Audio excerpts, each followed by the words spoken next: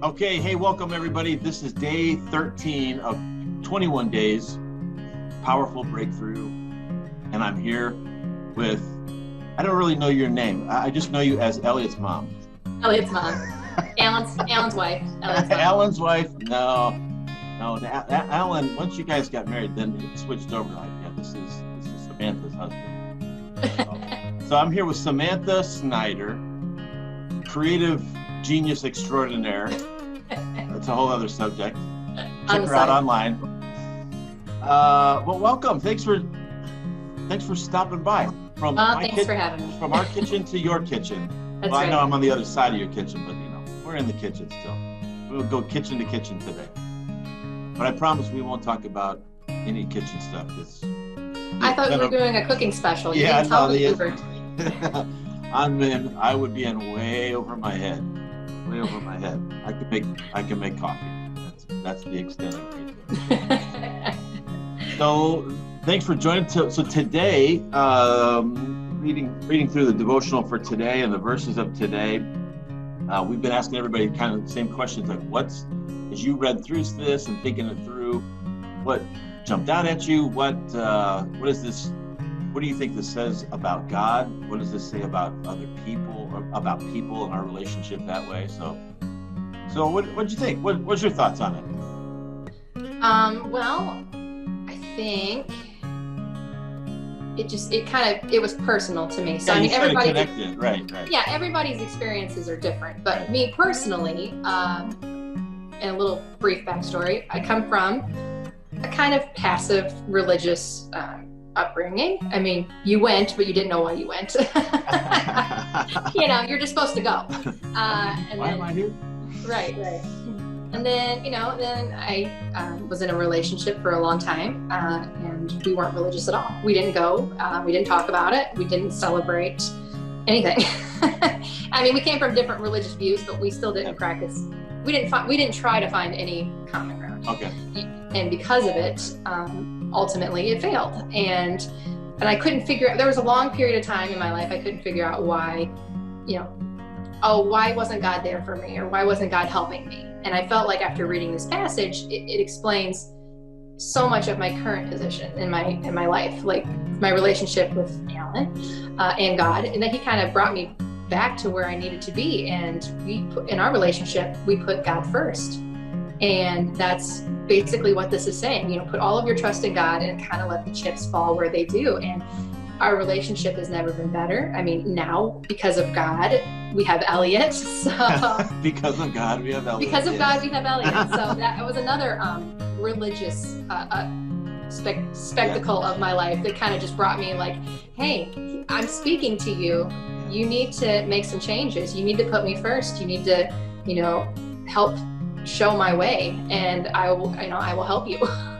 Yeah, that's so great, because I think I've always used the example about alignment. They talk about if you've ever had a wheel in a car or something that's out of alignment, or you have a wheel like a bicycle wheel, and if it's lopsided, or there's a lump on one side or something, it gets out of alignment, it doesn't run right. It just you just know, like, you're driving, like, something ain't right. You're riding your bike, guys, something ain't right. I think that's what it is with our life. When it's not in alignment with what God wants, when we're out of alignment, I think like we feel it, I mean, when you get back in alignment. I personally was to the point where I was almost into oncoming traffic. Like, I'm way off the road here. Like, you really need to get this checked out. Like, new car even. Like, come back.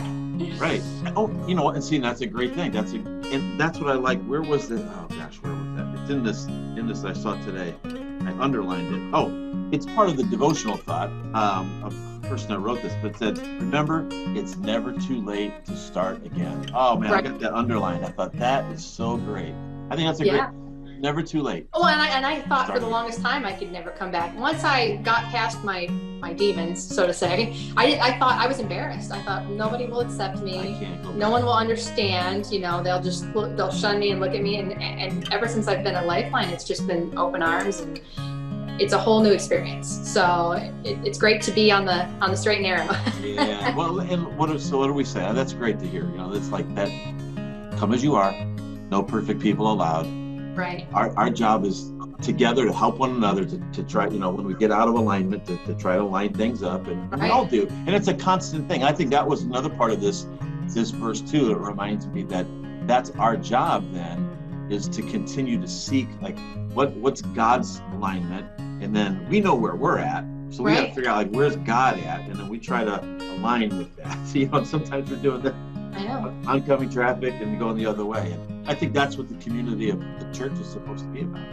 And even if you're not feeling heard, I mean, I remember there for a while, I was like, is anybody listening? And we had one of those special occasions where we had our prayer circle and concert series, and it just, I don't know, everybody was, I don't think there was a dry eye in the house. It was just very moving, and it was just very touching to just feel connected and together.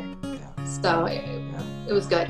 It's an awesome thing. And so I think that's to me, that's, I think, part of the focus. One of the things it talks about was this idea that it's oftentimes because of our lack of communication with God that we don't hear, like we don't really understand what is it that he wants us to do, which is really what we're trying to do in these 21 days, is really focus in together. But it's really the call of our life all the time, isn't it? Like that's the challenge. That's why I think we need relationships. Well, that exactly explains, like, the second part. This is about people. People, they fear the unknown. The whole thing is literally like a blind faith. You think because you don't hear a physical answer that you're not being heard, and that's not true. Right, yeah. And I think that, again, the power of being in this together and walking on this together, I think that's what helps us to be reminded that, God is hearing and God is listening, and our job is to just keep seeking him and listening for him. And if we need to help each other to drown out sounds and kind of get back onto the right road and things, I think that's what we're there to do. And sometimes we all go off, and it's our job to help each other to get back on track. So, right. Good. Any other thoughts? That's great. This is really helpful. I think this is something for all of us to think about today. Yeah. And over these 21 days, we're over the halfway mark of this 21-day focus, but we can just all kind of figure out what is it that God's saying, and how do we align ourselves individually, and then even as a church, how do we align with what God wants that life runs smoother. Not perfect, but just runs smoother, just better, isn't it? Yeah, it's great. But like I said before, I was always embarrassed, but now that I'm at where I'm at, I always talk about my experiences and my relationship with God and where I'm at now, because you don't know how many people you're actually affecting or helping. It really does. I mean, I can't wait to have these discussions with my son and let him, continue to spread the word, to continue to spread the word, to continue to, that's the whole point.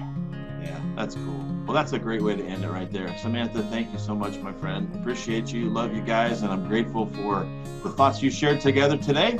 And to everybody else, join us tomorrow for day 14. Keep going. Keep diving in. See you guys tomorrow.